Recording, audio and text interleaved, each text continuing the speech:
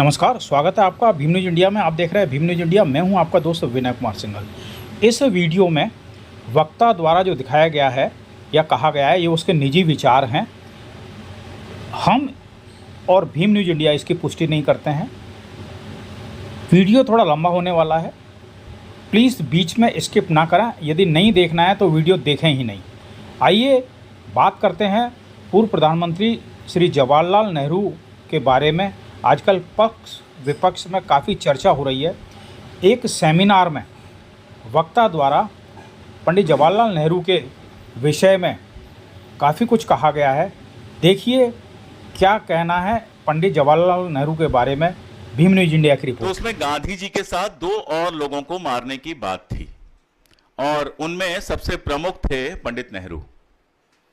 नाथूराम गोडसे और आप्टे को यह कहा गया था कि गांधी जी के साथ साथ पंडित नेहरू को भी मारने का प्रयत्न करना।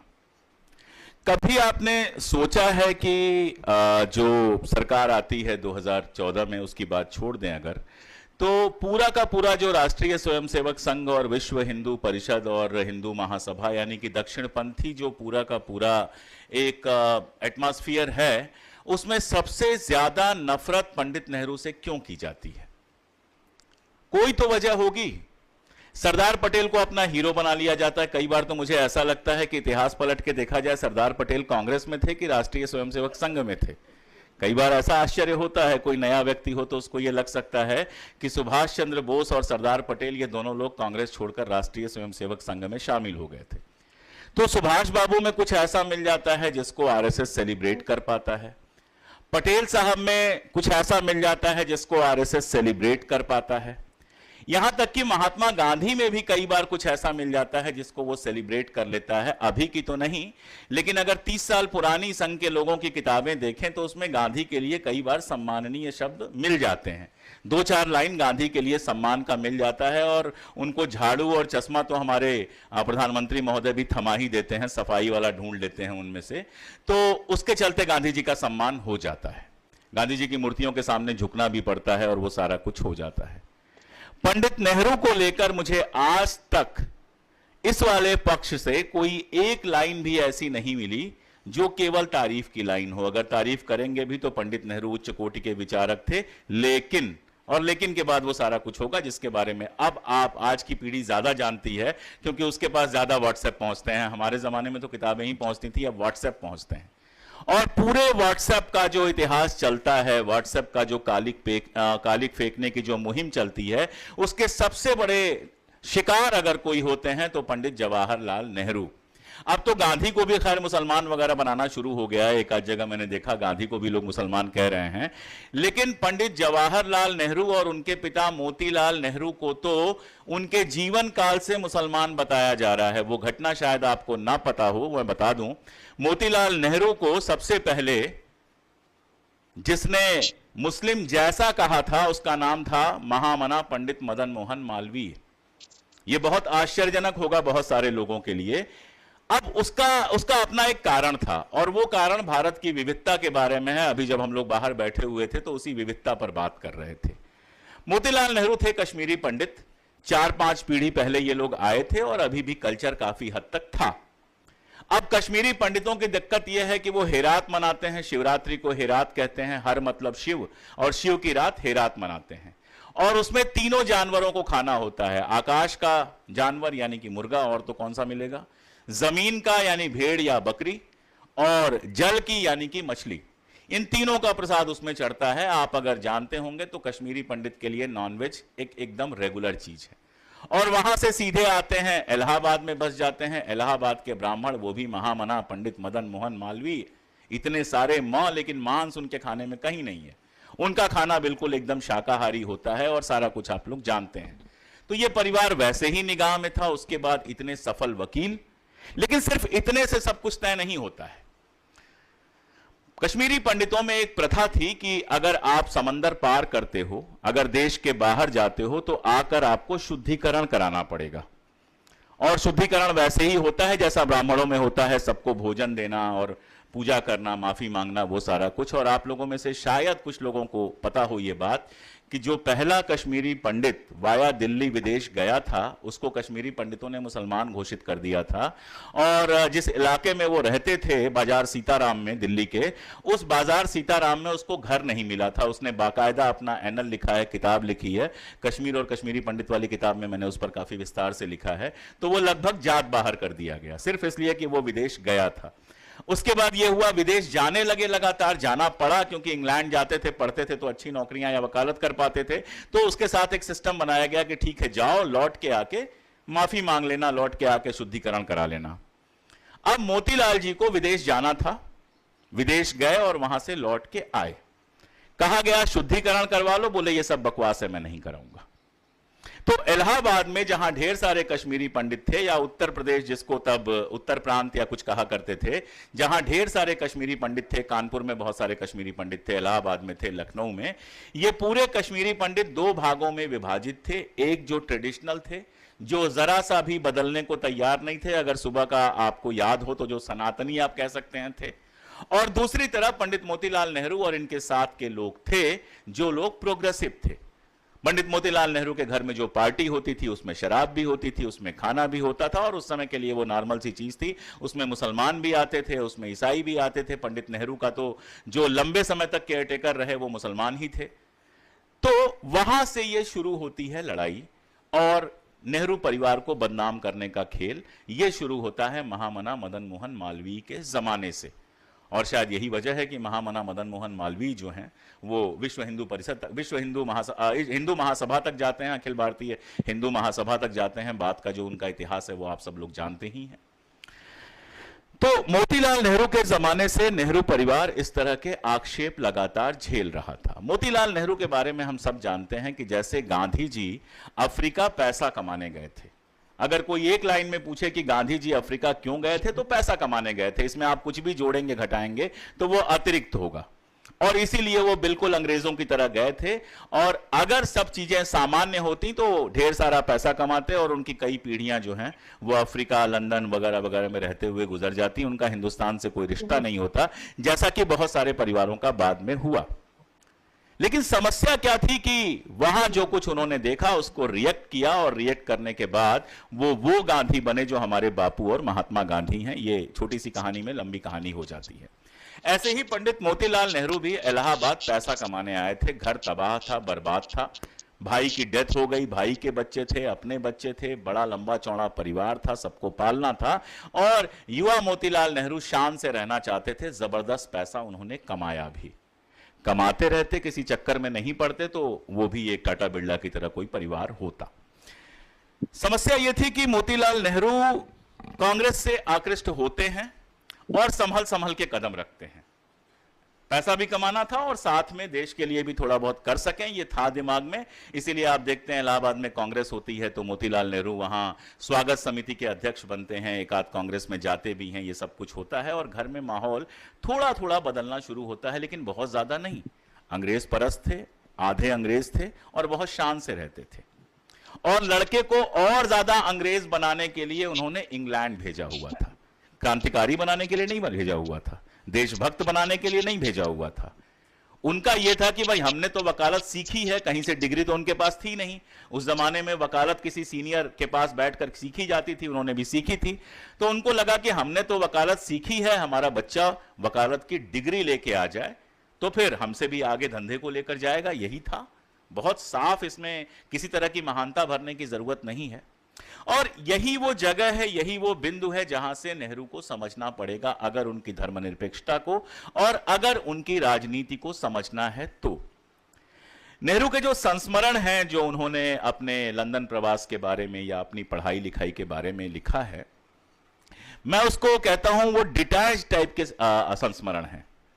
कई बार संस्मरणों में आप बहुत अटैच होते हैं और बहुत उसमें डूब कर लिखते हैं, और कई बार ऐसा लगता है कि किसी और की जिंदगी पर लिख रहे हैं, थोड़ा दूर होकर, थोड़ा दूर से देखते हुए लिखते हैं। तो लंदन वाले जो उनके एजुकेशन के टाइम के जो उनके संस्मरण हैं, वो पढ़ते हुए लगता है कि डिटैच्ड है। और एक बेहद रईस आदमी का बेटा लंदन में वाकई डिटैच था। पहाड़ से मोहब्बत थी, प्रकृति से मोहब्बत थी, वो सब ठीक था, लेकिन वहां रहते हुए अंग्रेज बन जाने की जगह, हालांकि वो अंग्रेजों जैसा कपड़ा पहनते थे, बेहद खूबसूरत थे, तो वो आधे अंग्रेज लगते होंगे, वो सारा कुछ था, लेकिन लगातार वो डिटैचमेंट उनके अंदर दिखाई दे रहा था। और जब वो ग्रेजुएशन तक पहुंचते हैं और मोतीलाल नेहरू के साथ जो उनका पत्राचार है वो इतना इंटरेस्टिंग पत्राचार है कि मुझे लगता है कि बाप बेटे के बीच में ऐसी डेमोक्रेसी तो शायद आज भी देखने को नहीं मिलती है। उसको अगर एक लाइन में कहना हो तो नेहरू लगातार अपने पिता की आलोचना दबे शब्दों में इस बात के लिए कर रहे थे कि आप कांग्रेस में तो हैं लेकिन एक्टिव कम हैं, आप कांग्रेस में तो हैं लेकिन आपकी विचारधारा जो है वो बहुत ठंडी विचारधारा, इसमें गर्मी नहीं है। और ये बात वो लंदन में रहते हुए कह रहे थे, जबकि वो हिंदुस्तान में आनंद भवन के बाहर कहीं नहीं रहे थे। और आनंद भवन वाकई आनंद भवन रहा होगा, अब भी देखने पे लगता है कि आनंद भवन वाकई राजमहल से कम नहीं रहा होगा। ये चेतना कहां से आई? ये चेतना कहां से आई होगी? लंदन के सबसे शानदार स्कूल और कॉलेजेज में पढ़ते हुए, यूनिवर्सिटीज में पढ़ते हुए ये चेतना कहां से आई होगी? ये चेतना उस समय जो वहां पर फेबियन समाजवाद था काफी प्रचलन में, वहां से तो आती ही है, साथ में एक भारतीय की तरह खुद को लगातार देखने से भी आती है। यह मेरा पहला बिंदु है आज की बातचीत का। नेहरू के साथ एक बात बहुत साफ थी कि भले वो आनंद भवन में पैदा होकर सीधे लंदन पहुंच गए, लेकिन लगातार वो खुद को एक भारतीय की तरह देखते रहे। और यही वो भारतीय चेतना थी जिसकी वजह से लंदन में बैठकर भी वो लगातार डिजेक्टेड दिखाई देते हैं, वो लगातार अवसाद में दिखाई देते हैं, एक अकेलेपन में दिखाई देते हैं, और अपने पिता के साथ संवाद में शायद वो अकेलापन तोड़ते हैं और अपने पिता से उम्मीद करते हैं कि वो आजादी की लड़ाई में और ज्यादा सक्रिय हों। इसका एक बड़ा पॉजिटिव था। जो चीजें लोगों को बहुत देर से देखने को मिली, खासतौर पर सेकुलरिज्म की जब हम बात करें, क्योंकि आज का मुद्दा वही है, उन चीजों को लंदन में बैठकर, लंदन में पढ़ते हुए शायद जवाहरलाल नेहरू हम सबसे, उन बाकी सब लोगों से बेहतर तरीके से महसूस कर रहे थे। सुबह मैंने सरदार पटेल की बात की थी। सरदार पटेल ने जिस तरह से गांधी से कहा कि हिंदू मुसलमान और नॉनवेज वेज वाली बात कही थी, वो नेहरू के पास नहीं आ सकती थी। पहला कारण कि पिता का जो पालन था उसमें धर्म और जाति का बहुत रोल नहीं था, और दूसरी बात कि लंदन में जिस तरह से सोशलिस्टों के वो संपर्क में थे, समाजवादियों के संपर्क में थे, उसमें धर्म और जाति का बहुत ज्यादा असर नहीं था। तो एक नेगेटिव कि आप भारत को नहीं जानते थे, आप भारत की जनता को नहीं जानते थे, वो वहां रहने से पैदा हुआ। और एक पॉजिटिव पैदा हुआ कि भारतीय जनता और भारतीय समाज के बीच जो ये तमाम सारे भेदभाव के कीड़े पल रहे थे, बचपन में नेहरू जी को डस नहीं पाए, क्योंकि उन सब से वो दूर रहे। अब जब नेहरू लौट के आते हैं हिंदुस्तान, जब वो लौट के आते हैं और सक्रिय होते हैं, तो हम सब जानते हैं कि पहला उनका महत्वपूर्ण पड़ाव क्या था। मोतीलाल नेहरू जी थे नहीं, किसान मिलने आए हुए थे। अवध में किसान बेहद परेशान थे और पता नहीं क्या सोचकर नेहरू जी ने उनके साथ चलने के लिए हां कह दिया। एक ऐसे नेहरू जिनका जीवन लंदन और आनंद भवन के बीच में था, जिन्होंने शहर के अलावा कुछ और देखा नहीं था। आज भी अगर आप मेरे साथ अवध के गांवों में चलेंगे तो वहां रुकना इतना आसान काम नहीं होगा। आज भी वहां विकास उस तरह से नहीं पहुंच पाया है। और यह तो बात 1930 के आसपास की है शायद, या और पहले की है। उस समय 1930 कैसे, मेरे ख्याल से 22 के आसपास की बात है जब नेहरू लौट के आए थे। उस समय नेहरू निकल जाते हैं अवध के गांवों में, और यह मेरा दावा है कि नेहरू के अलावा उस दौर में शायद ही कोई ब्राह्मण नेता होगा, और यह मैं पूरी जिम्मेदारी के साथ कह रहा हूं, चाहे वो कांग्रेस का हो चाहे किसी और पार्टी का हो, जो अपने युवापन में पहला स्टेप ये ले कि सीधे जाति पूछे बिना किसानों के गांवों में किसानों के साथ चला जाए, वहां गांवों में घरों में रुके, रोटी खाए और अगले दिन बैलगाड़ी में बैठ के चले, कभी पैदल चले। वो तो 1 महीने के आसपास रहे थे, और इस पूरे में जाति का मुद्दा कहीं आए ही नहीं। और ये मैं बहुत जिम्मेदारी के साथ कह रहा हूं, क्योंकि कांग्रेस और गांधी से जुड़ने के बाद भी कांग्रेस के तमाम नेताओं के अंदर हम धार्मिक और सांप्रदायिक प्रवृत्तियां बहुत साफ साफ देख पाते हैं, जो पंडित नेहरू में कहीं से नहीं थी। अब पंडित नेहरू का उस समय का जो आप कह सकते हैं धर्मनिरपेक्षता उनकी जो थी, वो फ्रांस से ज्यादा संचालित थी, गांधी से कम संचालित थी। विदेश से वो पढ़ के आए थे, वामपंथ से भी काफी हद तक प्रभावित थे, और अगर नास्तिक नहीं भी थे तो एगोनिस्टिक थे। ईश्वर को लेकर सवाल थे कि ईश्वर जैसी कोई चीज होती है या नहीं होती है। ये सवाल उस समय बहुत ही सहज थे जब वहां से वो आते हैं लौटकर और यहां राजनीति शुरू करते हैं। और बल्कि मुझे लगता है कि ये सवाल 1930 के अंत तक, 1935, 36, 37 तक नेहरू के सामने लगातार रहा कि ईश्वर है कि नहीं है, मैं नास्तिक हूं या नहीं हूं। इसलिए उनका व्यवहार आपको काफी हद तक नास्तिक जैसा लगता है उस समय। एक घटना का उल्लेख करते हैं सरदार भगत सिंह, जिसमें वो लेख का ही है कि युवाओं का आदर्श कौन होगा, पंजाब के युवाओं का आदर्श कौन हो सकता है। और उसमें वो तुलना करते हैं उस समय के जो दो फायर ब्रांड नेता थे। आजकल तो जो जितनी सांप्रदायिक गालियां देता है उसको फायर ब्रांड कहा जाता है, उस जमाने में जो जितनी हिम्मत से अंग्रेजों के खिलाफ खड़ा होता था उसको फायर ब्रांड कहते थे। तो जो दो फायर ब्रांड नेता थे हमारे देश के, सुभाष बाबू और पंडित नेहरू, इन दोनों लोगों के बीच में तुलना करते हैं। और मैं आपसे कहूंगा वो लेख आपको जरूर ढूंढ के पढ़ना चाहिए। 19-20 साल के भगत सिंह रहे होंगे और बहुत शानदार वो लेख है।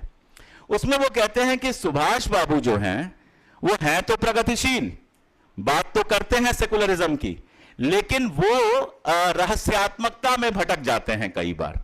और ये हम जानते हैं कि सुभाष चंद्र बोस जो खुद को साम्यवादी कहते थे, दरअसल कम्युनिज्म के लिए साम्यवाद शब्द का प्रयोग सबसे पहले सुभाष बाबू ने ही किया है। लेकिन काली में जो उनकी आस्था थी, मां काली में जो उनकी आस्था थी, वो बड़े रहस्यात्मक तरीके से बड़े गोल गोल घूम के आती है कई बार, और कई बार बड़ी इंटरेस्टिंग भी लगती है। अब वो सही थी गलत थी वो डिस्कस करने के लिए मैं नहीं बैठा हूं यहां पे। तो भगत सिंह लिखते हैं कि उनका जो नेतृत्व है वो एक जगह जाकर रहस्यात्मकता में फंस जाता है। और एक बात जो वो नहीं कहते हैं लेकिन उस लेख से निकल के आता है वो ये कि सुभाष बाबू के अंदर कहीं ना कहीं पर्सनल वाला ईगो बहुत ज्यादा है, व्यक्तिगत वाला ईगो बहुत ज्यादा है। और उसकी भी कहानियां हैं बहुत सारी, कभी अलग से सुभाष बाबू पे बात करेंगे तो बात करेंगे। नेहरू जी के बारे में कहते हैं, एक घटना का उल्लेख करते हैं कि एक मंच पर नेहरू जी बैठे हुए थे और एक मौलाना साहब तकरीर कर रहे थे जो कांग्रेस से जुड़े हुए थे, 4-5 बार खुदा खुदा कर चुके थे।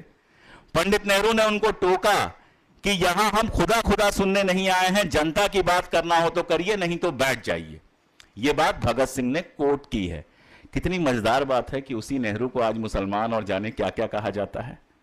यह जो घटना है जिसमें वो एक मौलाना साहब को मंच से खुदा, राजनीतिक मंच से खुदा खुदा करने से रोकते हैं, इस घटना को जरा आगे बढ़ाइए। आप सबको मेरी खुली चुनौती है कि कोई मुझे एक इंसिडेंट बता दे जब पंडित जवाहरलाल नेहरू ने किसी धार्मिक व्यक्ति के साथ मंच साझा किया हो या किसी धार्मिक मंच पर गए हों। और जब मैं धार्मिक कह रहा हूं तो मैं हिंदू और मुसलमान दोनों की बात कर रहा हूं। यहां एक सवाल से जरा जूझ लेते हैं, थोड़ा आगे आके तो शायद समझ में आए। आप सबको सोमनाथ वाली घटना याद है। सोमनाथ में आज तक नेहरू जी को गालियां दी जाती हैं कि पटेल को उन्होंने रोका और फलां को रोका, ढिमका को रोका। कभी वो पत्र आपने पढ़ने की कोशिश की है जो पटेल साहब को लिखा था जवाहरलाल नेहरू ने? अगर उस पत्र को 2 लाइन में कहना हो तो सिर्फ इतना है कि हम जब किसी पद पर होते हैं, किसी महत्वपूर्ण पद पर होते हैं, देश के नेतृत्व के पद पर होते हैं, तो किसी धर्म के साथ दिखना या किसी धर्म का फॉलोअर दिखना होने से हमें बचना चाहिए। सिर्फ इतनी सी बात थी। नेहरू प्रधानमंत्री थे, नहीं चाहते सोमनाथ मंदिर नहीं बनता। इस बात को आप याद रखिए। मोदी से कम ताकत नेहरू की नहीं थी, इस बात को आप याद रखिए। उनके जितनी कांग्रेस आज मजबूत है उतनी भी उस समय कोई और पार्टी मजबूत नहीं थी। और आप 1947 के आसपास देखिए दुनिया में कितने देश आजाद हुए हैं, आप ये पाएंगे हिंदुस्तान के अलावा कहीं लोकतंत्र नहीं चला है, हर जगह तानाशाही स्थापित हुई है। और नेहरू चाहते तो सिर्फ एक ही तो नियम बनाना था कि कांग्रेस के अलावा कोई और पार्टी नहीं होगी, कहानी खत्म थी। लेकिन वो नेहरू सोमनाथ मंदिर बनाने में सहायता भी करते हैं और यह भी चाहते हैं कि देश का गृह मंत्री, और खास तौर से जब देश इतने बड़े दंगों से निकलकर अब रास्ते पर शांति के जा रहा है, तो किसी धर्म के साथ दिखाई ना दे। अगर धार्मिक मंदिर बना है तो उसका विमोचन, उसका जो कुछ होना है वो धार्मिक नेता करें। सरकार का काम है उसको सुरक्षा उपलब्ध कराना, सरकार का काम है उसको बाकी सब करना, सरकार को उसमें शामिल नहीं होना चाहिए। नेहरू राम मंदिर का प्राण प्रतिष्ठापन करने नहीं जाते और नेहरू इसीलिए नहीं गए, जिसको लेकर उनको आज तक गालियां दी जाती हैं। दूसरा, सांप्रदायिकता और सांप्रदायिक और सेकुलर होने की सबसे बड़ी परीक्षा कहीं समझ में आती है तो वो परीक्षा समझ में आती है 1946 के बाद। 1942 में तो सारे लोग गिरफ्तार हो गए, गिरफ्तार करके सबको अंदर डाल दिया गया। बाकी सारे लोग टेनिस खेल रहे थे, ब्रिज खेल रहे थे, नेहरू जी किताब लिख रहे थे, वो सब तो सब जानते हैं। लेकिन जब निकल के आए और देश का जिस तरह का सांप्रदायिक माहौल था, उसके लिए मैं आपको एक किस्सा सुनाता हूं। मेरे पास किस्से ज्यादा होते हैं, ज्ञान कम होता है। मियां इफ्तिखारुद्दीन एक साहब हुआ करते थे, लाहौर कांग्रेस के अध्यक्ष थे, फैज अहमद फैज के बड़े करीबी दोस्त थे और बहुत शानदार व्यक्ति थे। और मियां साहब नेहरू जी के बड़े प्यारे दोस्त भी हुआ करते थे। किस्सा यह है कि नेहरू जी जब एक बार जा रहे थे, जिसको आजकल खैबर पख्तून कहते हैं, उस जमाने में नॉर्थ वेस्ट फ्रंटियर कहते थे, NWF कहते थे, तो वहां सीमांत गांधी से मिलने जा रहे थे।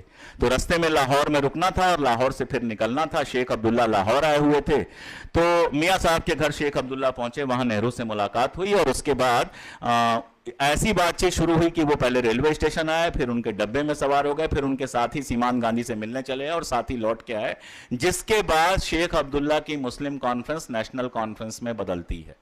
ये बात भी आप जानिए कि शेख अब्दुल्ला ने मुस्लिम कॉन्फ्रेंस बनाई थी। पंडित नेहरू ने उनसे कहा कि अगर तुम्हारी कॉन्फ्रेंस मुस्लिम कॉन्फ्रेंस रहेगी तो मेरा उससे कोई रिश्ता नहीं हो पाएगा। अगर तुम उसको नेशनल कॉन्फ्रेंस बना लो, भले 4% कश्मीरी पंडित हैं, भले 10 कश्मीरी पंडित तुम्हारे साथ आए, भले 2 सिख तुम्हारे साथ आए, अगर तुम उसको नेशनल कॉन्फ्रेंस बना लो तो हमारा तुमसे रिश्ता बन जाएगा। शेख साहब न केवल नेशनल कॉन्फ्रेंस बनाते हैं, बल्कि उसका पहला अध्यक्ष सरदार बुद्ध सिंह को बनाते हैं। एक सिख पहला अध्यक्ष था नेशनल कॉन्फ्रेंस का, यह बात आप लोगों को जाननी चाहिए। और वो परंपरा ऐसे निभाई जाती है कि आज भी नेशनल कॉन्फ्रेंस में एक ना एक महासचिव सिख जरूर होता है। आप इसको देखिएगा। जब मैंने फारूक साहब को यह बताया तो बोले तुमने कैसे मार्क कर लिया? मैंने कहा मुझे ऐसा लगा मैं पूरा इतिहास देख रहा था। खैर, तो मियां इफ्तिखारुद्दीन साहब इतने ज्यादा प्रोग्रेसिव थे, आप देखिए। लेकिन 1947 आता है, अचानक मियां इफ्तिखारुद्दीन साहब सिर्फ मियां साहब रह जाते हैं और मुस्लिम लीग में शामिल हो जाते हैं और वो सारा कुछ करते हैं जो बाकी लोग कर रहे थे। मियां साहब की याद मुझे इसलिए आती है कि जब महात्मा गांधी की हत्या होती है तो मियां इफ्तिखारुद्दीन का एक बयान आता है और वो कहते हैं कि 1946-47 में जितने लोगों ने सांप्रदायिक राजनीति की है, जितने लोगों ने हिंदू मुसलमान के बंटवारे की कोशिश की है, वो सब बापू की हत्या के लिए जिम्मेदार हैं। शायद साल भर में उनके समझ में आ गया था कि मैंने जो किया है वो भी एक अपराध था। खैर, मैं कहना यह चाह रहा था कि बड़े बड़े दरख्त, बड़े बड़े पेड़, बड़े बड़े अलंबरदार जो थे सेकुलरिज्म के 1946-47 में बह गए। और उसी समय के पटेल साहब के कुछ बयान हैं जिनके चलते भारतीय जनता पार्टी को लगता है कि ये तो आरएसएस के करीब थे। और छोड़िए पटेल साहब को, अच्छे अच्छों के बयान हैं, कहने की बात नहीं है, नाम लेने की जरूरत नहीं है, लेकिन आप उस समय का देखिए। 1946-47 में कांग्रेस के अच्छे अच्छे नेताओं के आप बयान देखेंगे तो आपको एक बार आश्चर्य होगा, आखिर क्या वजह थी कि गोडसे पुणे में भाषण दे रहा था, उसकी रिपोर्ट मोरारजी देसाई तक पहुंची थी और वो खबर दिल्ली नहीं पहुंच पाई थी। मैं सिर्फ सवाल ये छोड़ दे रहा हूं आपके सामने, और ऐसे बहुत सारी घटनाएं हैं, उनमें पढ़ूंगा तो बहुत लंबी बात हो जाएगी।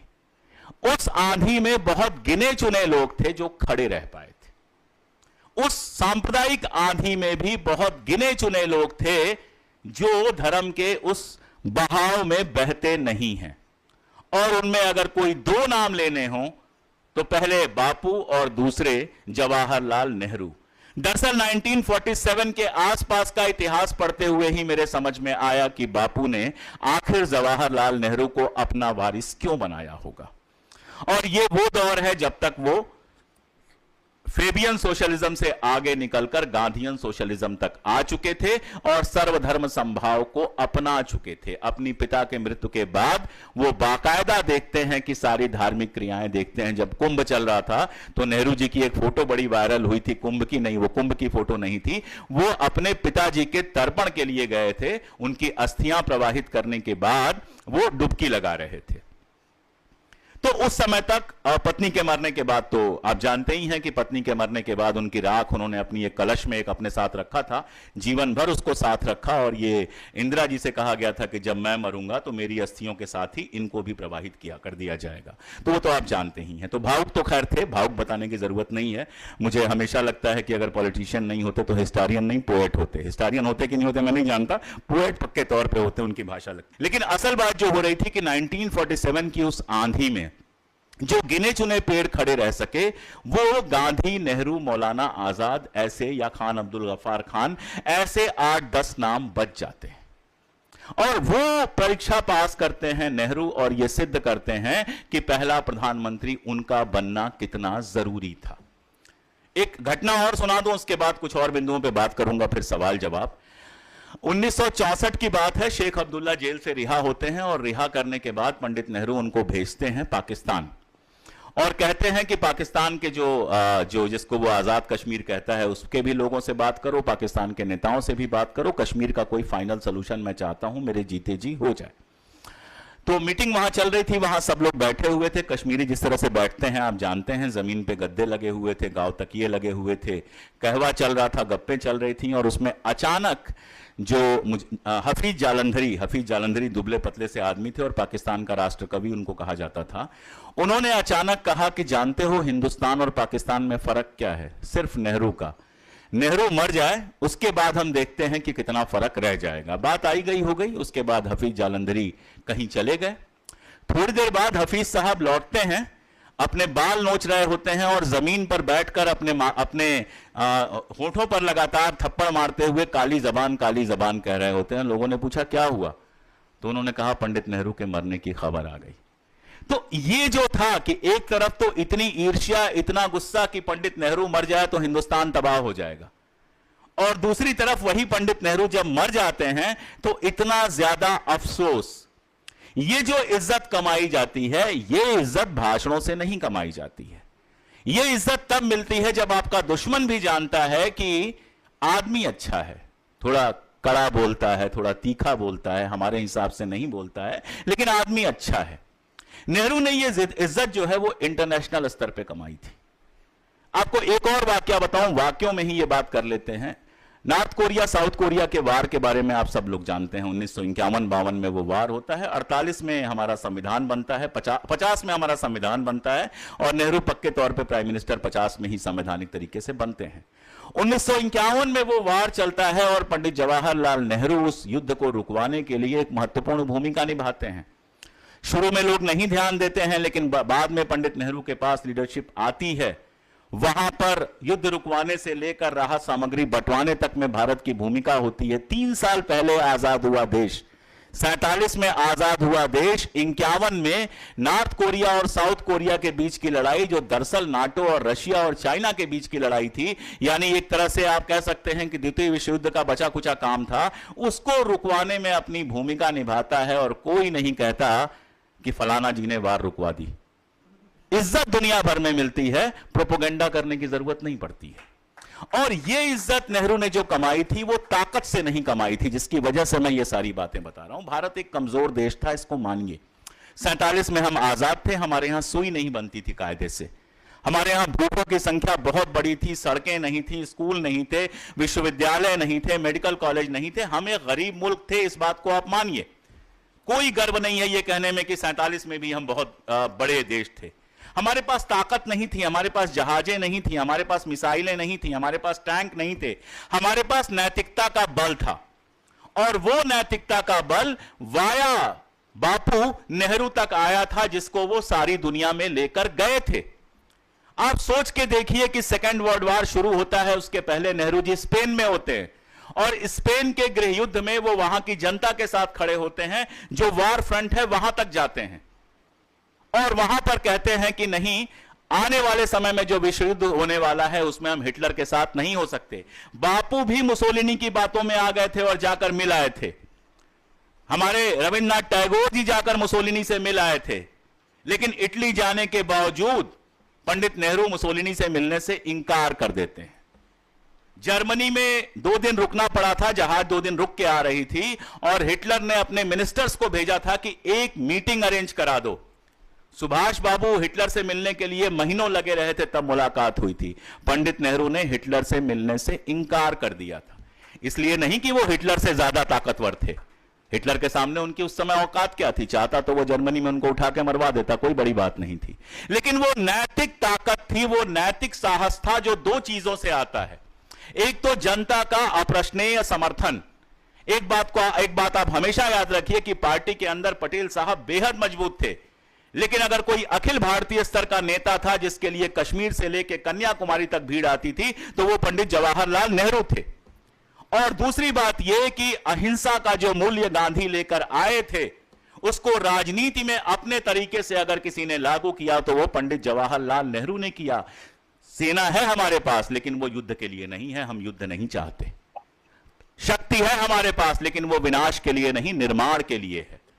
और अगर जबान है हमारे पास तो वो खड़ी होगी हमेशा युद्ध को रुकवाने के लिए और शांति के लिए।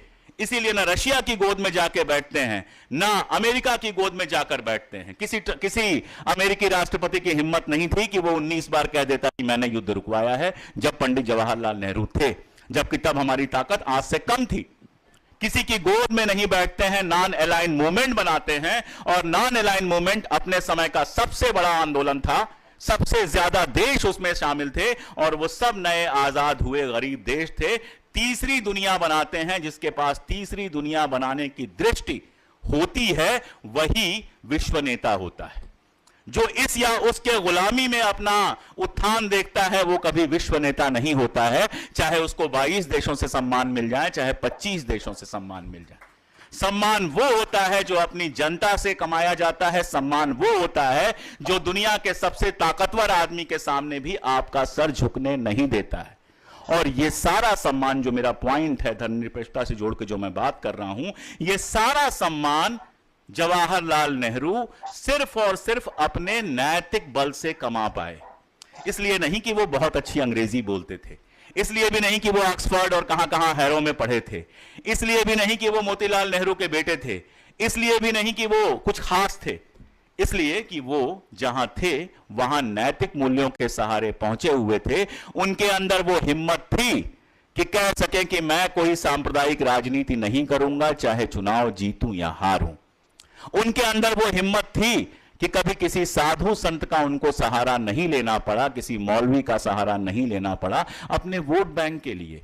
वो हिम्मत थी कि अमेरिका या रशिया का सहारा नहीं लेना पड़ा इंटरनेशनल पॉलिटिक्स करने के लिए।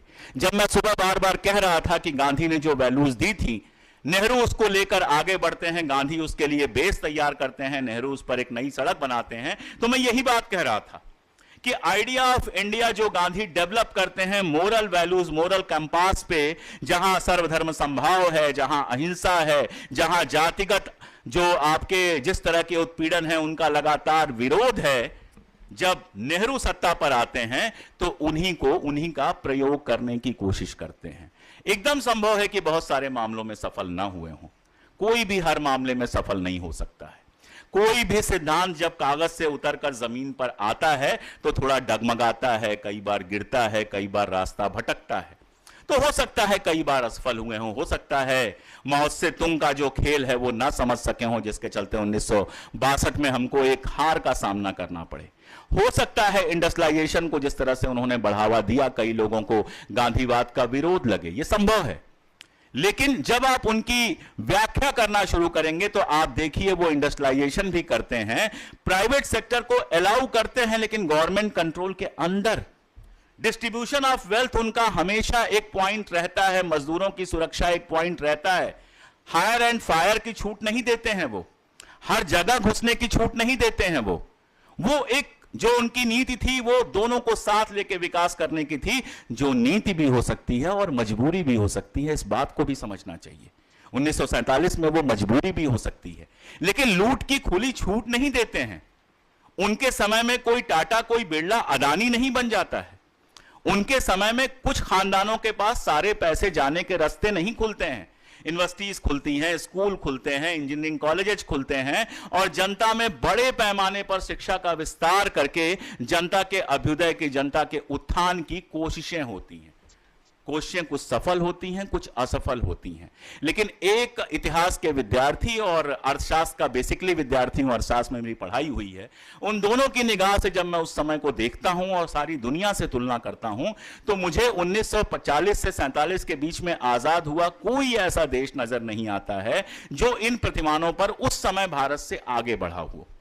अब उसके बाद क्या हुआ, कैसे नीतियां बढ़ी, राजीव गांधी के आते आते कैसे आवारा पूंजी को खुली छूट दी गई, और उसके बाद हायर एंड फायर आता है, उसके बाद तो सत्यानाश आता है, वो एक अलग मामला है।